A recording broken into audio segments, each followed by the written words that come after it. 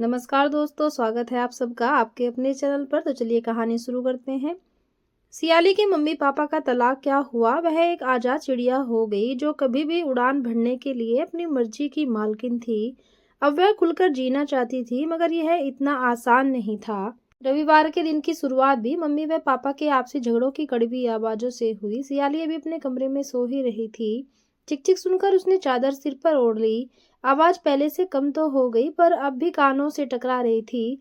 सियाली मन ही मन कुड़कर रह गई थी। पास पड़े मोबाइल को टटोलकर उसमें ईयरफोन लगाकर उसने कानों में ठूंस लिया और वॉल्यूम को फुल कर दिया। 18 वर्षीय सियाली के लिए यह नई बात नहीं थी। उसके मम्मी पापा आए दिन झगड़ते रहते थे, जिसका सीधा कारण था उन दोनों के संबंधों में खटास का होना। ऐसी खटास जो एक बार जीवन में आ जाए तो उसकी आपसी रिश्तों के खत्म से होती है। सियाली के मम्मी पापा प्रकाश और निहारिका के संबंधों में यह खटास एक दिन में नहीं आई, बल्कि यह तो एक मध्यम वर्गीय परिवार के कामकाजी दंपत्ति के आपसी सामंजस्य बिगड़ने के कारण धीरे धीरे आई एक आम समस्या थी।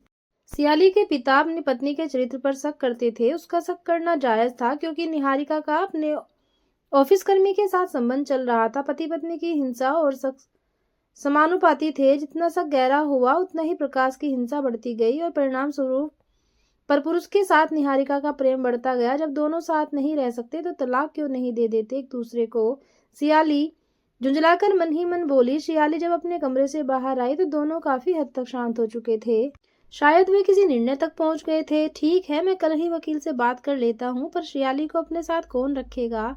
प्रकाश ने निहारिका की ओर घूरते हुए कहा, मैं समझती हूँ कि सियाली को तुम मुझसे बेहतर संभाल सकते हो। निहारिका ने कहा। उसकी इस बात पर प्रकाश भड़क गया। हाँ, तुम तो सियाली को मेरे पल्ले बांधना चाहती हो, ताकि तुम अपने उस ऑफिस वाले यार के साथ गुलछर्रे उड़ा सको और मैं जवान बेटी के चारों तरफ गार्ड सा बनकर घूमता रहूं।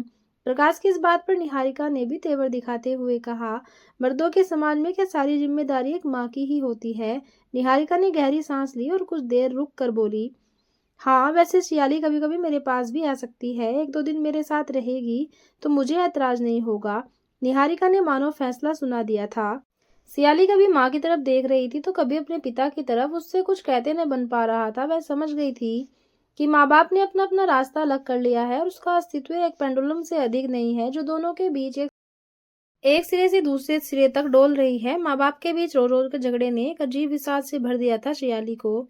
इस विषाद का अंत शायद तलाक जैसे कदम से ही संभव था। इसलिए सियाली के मन में कहीं न कहीं चैन की सांस ने प्रवेश किया कि चलो, आपस की कहासुनी अब खत्म हुई और अब सबके रास्ते अलग अलग हैं। शाम को सियाली कॉलेज से लौटी तो घर में एक अलग सी शांति थी। उसके पापा सोफे पर बैठे चाय पी रहे थे, चाय जो उन्होंने खुद ही बनाई थी। उनके चेहरे पर महीनों से बने रहने वाले तनाव की शिकन गायब थी। सियाली को देखकर उन्हें मुस्कुराने की कोशिश भी की। देख लो, तुम्हारे लिए चाय बची होगी। सियाली पास आकर बैठी तो उसके पापा ने अपनी सफाई में कहना शुरू किया, मैं बुरा आदमी नहीं हूँ, पर तेरी मम्मी ने गलत किया था। उसके कर्म ही ऐसे थे कि मुझे उसे देखकर गुस्सा आ ही जाता था। और फिर तेरी माँ ने भी तो रिश्तों को बिगाड़ने में कोई कसर नहीं छोड़ी थी।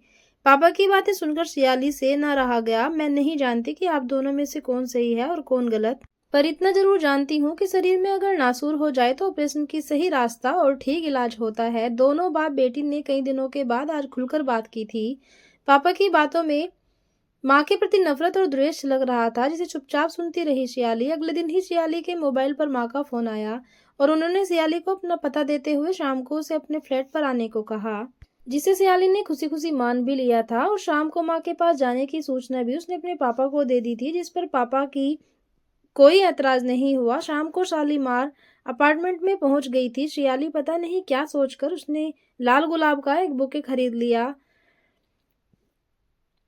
और सियाली वहां पहुंच गई। घंटी बजाई तो दरवाजा माँ ने खोला। अब चौंकने की बारी सियाली की थी। माँ गहरे लाल रंग की साड़ी में बहुत खूबसूरत लग रही थी।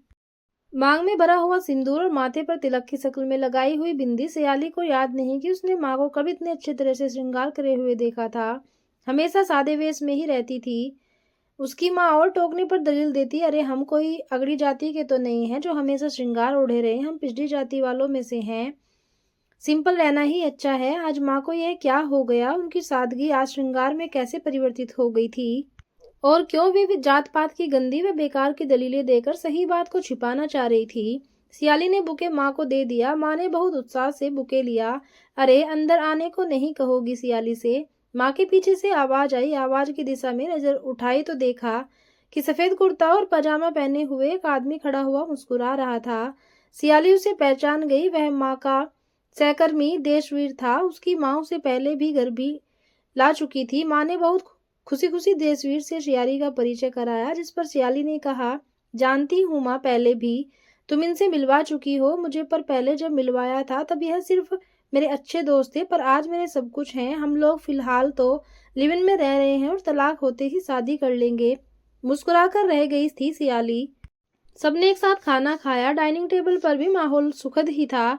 माँ के चेहरे की चमक देखते ही बनती थी, और यह चमक किसी फेशियल की नहीं थी। उसके मन की खुशी उसके चेहरे पर झलक रही थी।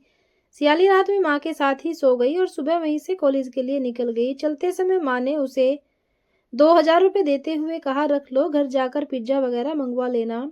कल से लेकर आज तक माँ ने सियाली के सामने एक आदर्श माँ होने के कई उदाहरण प्रस्तुत किए थे, पर सियाली को यह सब नहीं भा रहा था और न ही उसे समझ में आ रहा था कि यह माँ का कैसा प्यार है, जो उसके पिता से अलग होने के बाद और भी अधिक छलक रहा है। फिलहाल तो वह अपनी जिंदगी खुलकर जीना चाहती थी, इसलिए माँ के दिए गए पैसों से सियाली उसी दिन अपने दोस्तों के साथ पार्टी करने चली गई।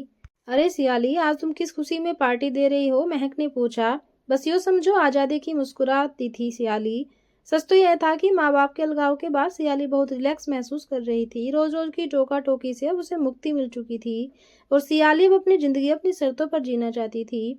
इसलिए उसने अपने दोस्तों से अपनी एक इच्छा बताई, यार मैं एक डांस ट्रिप ज्वाइन करना चाहती हूँ, ताकि मैं अपने जज्बातों को डांस द्वारा दुनिया के सामने पेश कर सकूँ। उसके दोस्तों ने उसे और भी कई रास्ते बताए जिनसे वह अपने आप को व्यस्त कर सकती थी, ऐसे ड्राइंग, सिंगिंग, मिट्टी के बर्तन बनाना। पर सियाली तो मजे और मौज मस्ती के लिए डांस ट्रिप ज्वाइन करना चाहती थी, इसलिए उसे और ऑप्शन अच्छे नहीं लगे। अपने शहर के डांस ट्रिप गूगल पर खंगोले तो डिवाइन डांस नाम के एक डांस ट्रिप ठीक लगा, जिसमें 4 सदस्य लड़के थे और एक लड़की। सियाली ने तुरंत ही वह ट्रिप ज्वाइन कर ली और अगले ही दिन से डांस प्रैक्टिस के लिए जाने लगी। सियाली अपना सारा तनाव अब डांस द्वारा भूलने लगी और इस नई चीज का मजा भी लेने लगी। डिवाइन डांसर नाम के इस ट्रिप को परफॉर्म करने का मौका भी मिलता तो सियाली भी साथ में जाती और स्टेज पर सभी परफॉर्मेंस देते, जिसके बदले सियाली को भी ठीक ठाक पैसे मिलने लगे। इस समय सियाली से ज्यादा खुश कोई नहीं था।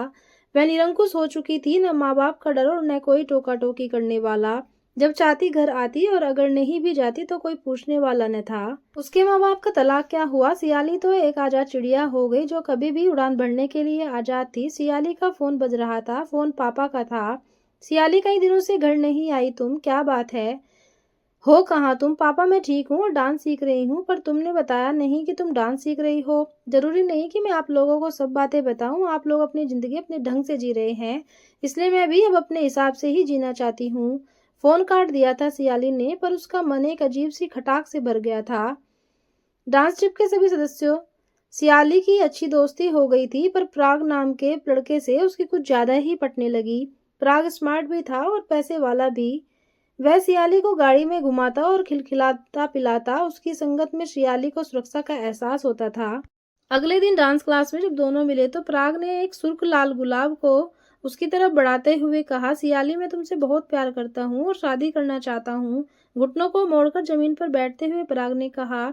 सभी लड़के लड़कियां इस बात पर तालियां बजाने लगे। सियाली ने भी मुस्कुराकर गुलाब प्राग के हाथों से ले लिया और कुछ सोचने के बाद बोली, लेकिन मैं शादी जैसी किसी बेहुदा चीज के बंधन में नहीं बनना चाहती। शादी एक सामाजिक तरीका है, दो लोगों को एक दूसरे के प्रति ईमानदारी दिखाते हुए जीवन बिताने का, पर क्या हम ईमानदार रह पाते हैं? सियाली के मुंह से ऐसी बड़ी बड़ी बातें सुनकर डांस ट्रिप के लड़के लड़कियों शांत से हो गए थे। सियाली ने रुककर कहना शुरू किया, मैंने अपने मम्मी पापा को शादीशुदा जीवन में हमेशा लड़ते देखा है, जिसकी प्रेरणा तलाक के रूप में हुई। अब मेरी माँ अपनी प्रेमी के साथ लिव इन में रह रही है और पहले से कहीं अधिक खुश है।